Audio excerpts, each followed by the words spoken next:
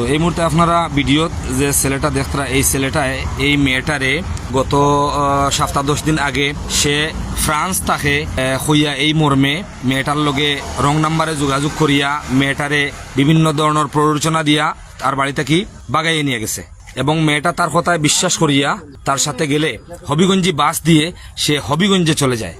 তো আমি তার সাথে কথা বলবো আসলে তার বাড়ি কোথায়। তার বাবা মার সাথে আমরা যোগাযোগ করেছিলাম, তার বাবা মা বোন ভাই কেউ আসলে তার দায়িত্ব নিতে চাচ্ছেন না এবং আসলে এই মেয়েটার সাথে কি ঘটেছিল তো শনাক্ত করে আমরা কিন্তু এই মুহূর্তে তাদেরকে থানায় নিয়ে যাব।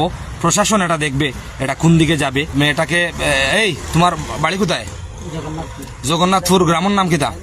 সুনামগঞ্জ থানা, সুনামগঞ্জ জেলা, জগন্নাথপুর থানা। গ্রামের নাম কিতা? বাবার নাম কিতা? আব্দুল কালাম। তোমার সাথে ফোন কয়টা আসলো? দুইটা আসলো। আচ্ছা, তোমার এই যে মেয়েটা আছে, এই তুমি এদিকে আসো, এদিকে আসো, এদিকে আসো।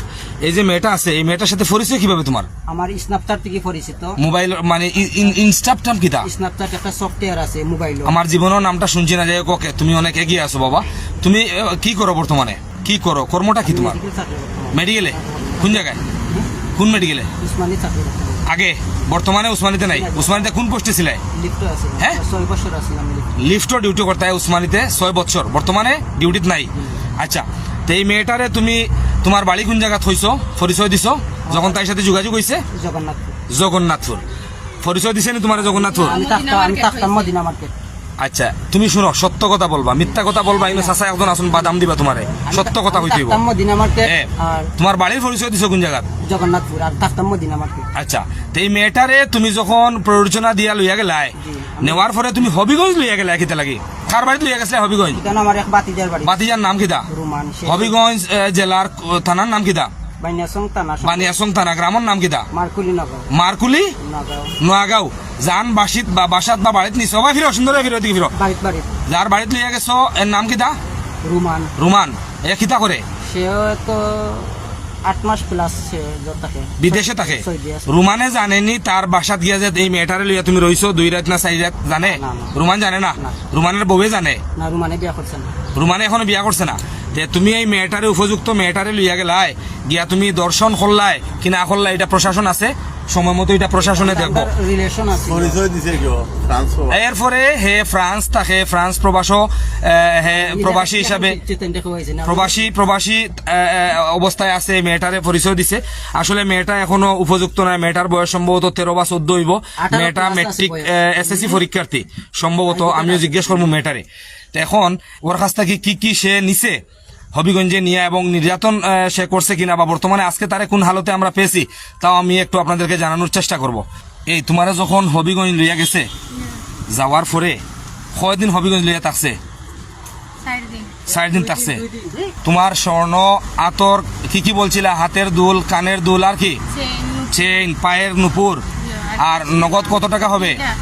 2 লক্ষ টাকা। এগুলা তোমার মাকে তুমি না বলে বাড়ি থেকে ওর কথায় তুমি নিয়ে আসছো? আচ্ছা, এগুলা তুমি আগে বলছিলে, এর জন্য আমি তোমার জিজ্ঞেস করতেছি। মিথ্যা হলে বলো বলে এরকম। আচ্ছা আচ্ছা, তুমি ওই যে 2-4 দিন কয়দিন থাকছিলে বলছিলে? 4 দিন। ওইখানে থাকার পরে তোমার নির্যাতন সে কয়দিন করছে? প্রত্যেক দিন মারামারি করছে, সকল ধরনের নির্যাতন করছে। আচ্ছা, এরপরে তুমি পালিয়ে চলে আসছো এরকম কিছু? আচ্ছা, ঠিক আছে, পালিয়ে চলে আসছো। কারণ যার বাড়িতে তোমারে নিয়ে গিয়েছিল এদের নাম কি বলতে পারবা? আখল মিয়া। বাড়ি কই? হবিগঞ্জের বানিয়াসং গ্রামে। আখল মিয়া নাম। উনি কি দেশে থাকেন না বিদেশে থাকেন? উনি দেশে থাকেন। তো এখন তুমি কি চাইতেছো?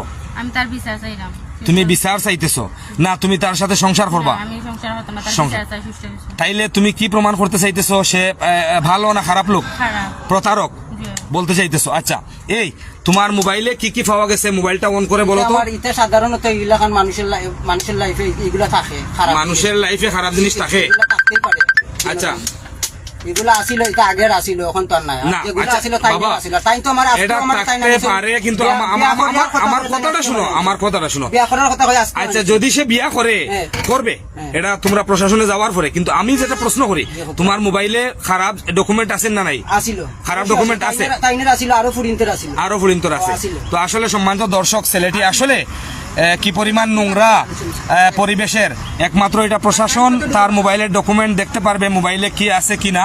মেয়েটার কাছ থেকেও আপনারা শুনতে পেরেছেন মেয়েটার বক্তব্য, এবং টোটাল ফেক। তার বাবা মার সাথে আমরা যোগাযোগ করেছিলাম, তার মায়ের সাথে কথা বলছিলাম, তার মা বলছে গ্রামের মানুষ সবাই বলতেছে, সবাই জানে তারা এই ছেলেটার দায়িত্বে নাই। তার ভাই পরে ফোন ধরে নাই, তার বোন ফোন ধরে নাই, ফোন কেটে দিছে। এমত অবস্থায় আমরা সিদ্ধান্ত নিয়েছি, যখন আমরা চণ্ডীপুল থেকে তাকে আটকাই এই মেয়েটা সহ, এই মেয়েটার রিকোয়েস্টে, এই মেয়েটার গার্জেন্টের রিকোয়েস্টে, ওরা কিন্তু আমার সকালবেলা এসে রিকোয়েস্ট করছে যে আমাদের এই একটা অসুবিধা, আমাদেরকে একটু হেল্প করেন। তখন আমি টোটাল এই ছেলেটার ডকুমেন্ট শনাক্ত করে তারপরে আমি সিদ্ধান্ত দিয়েছি আপনারা কি করবেন। আমি এই মুহূর্তে বাংলাদেশের আইনের আশ্রয়ে আমি তাকে নিয়ে যাব। আমার একজন চাচা আছেন এখানে, চাচার পরামর্শে এবং হুমায়ুন রশিদ চত্বরের আরও কিছু ভাই ব্রাদার আছেন গুণীজন, ওনাদের পরামর্শে আমরা সিদ্ধান্ত নিয়েছি তারে আমরা এই মুহূর্তে প্রশাসনে নিয়ে যাব। প্রশাসন দেখবে নারী নির্যাতনের মামলায় নিবে না শিশু নির্যাতনের মামলায় নিবে, না আসলে সে একজন প্রতারক বা তার ডকুমেন্ট টোটাল ইনভেস্টিগেশন করে কি করবে, এটা প্রশাসন বুঝবে।